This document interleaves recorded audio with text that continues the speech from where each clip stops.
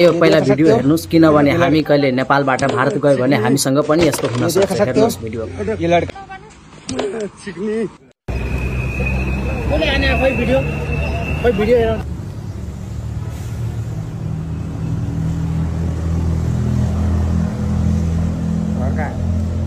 घर मेरा राजस्थान है सर, भरतपुर डिस्ट्रिक्ट।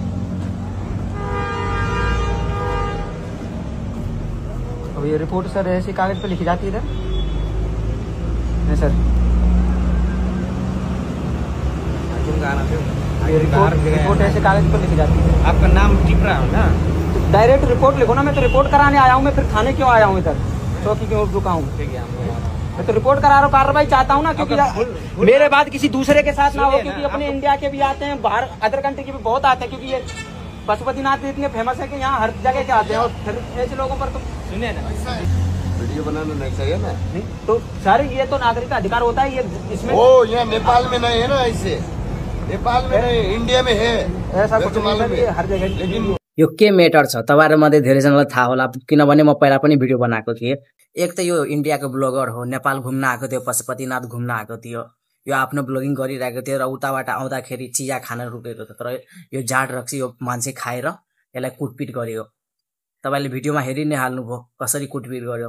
अहिलेको टाइममा पुलिस प्रशासन यस्तो नालायक छ त तपाईहरु सोच्न सक्नुहुन्न।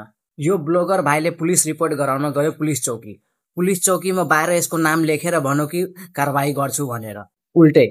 अनि पुलिस प्रशासनले भनिरहेको छ कि भिडियो बनाउन एलाउ छैन नेपालमा, इन्डियामा होगा लेकिन नेपाल में नहीं है, यस्तो भनिरहेको छ। छैन साच्चै के? एड्रेस पनि भेरिफाई भइसकेको छ। गल्छी धादिङ पुलिस स्टेशन। यो पुलिस स्टेशनमा रिपोर्ट गराउन गएको थियो, यसको मतलब त्यसकै आसपासमा यो घटना भएको थियो। र तपाईलाई के लाग्छ, उनीहरुलाई सपोर्ट दिनु पर्दैन? उल्टै भन्नु भिडियो बनाउन पाउँदैन, ल जा यस्तो भनेर हुन्छ?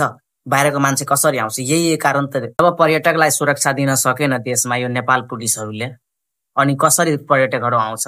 पर्यटकको लागि एउटा नेपाल इम्पोर्टेन्ट प्लेस हो। मान्छेहरु सोच्छ कहिले एकचोटी त नेपाल जानु नै पर्छ भनेर, तर नेपालमा यस्तो सिचुएसन आयो भने कोही आउँदैन। किनभने उसको भिडियोमा अलरेडी लगभग घटनाको भिडियोमा 4.5 मिलियन भ्यू भएको छ। कतिजनालाई थाहा पाएको होला, तपाईलाई त याद होला। एउटा भिडियोमा 4.5 मिलियन, 3-4 वटा भिडियो अपलोड गरेको छ। यसको मतलब बुझिहाल्नु, लगभग 1 करोड मान्छेले हेरिसकेको छ उसको भिडियो।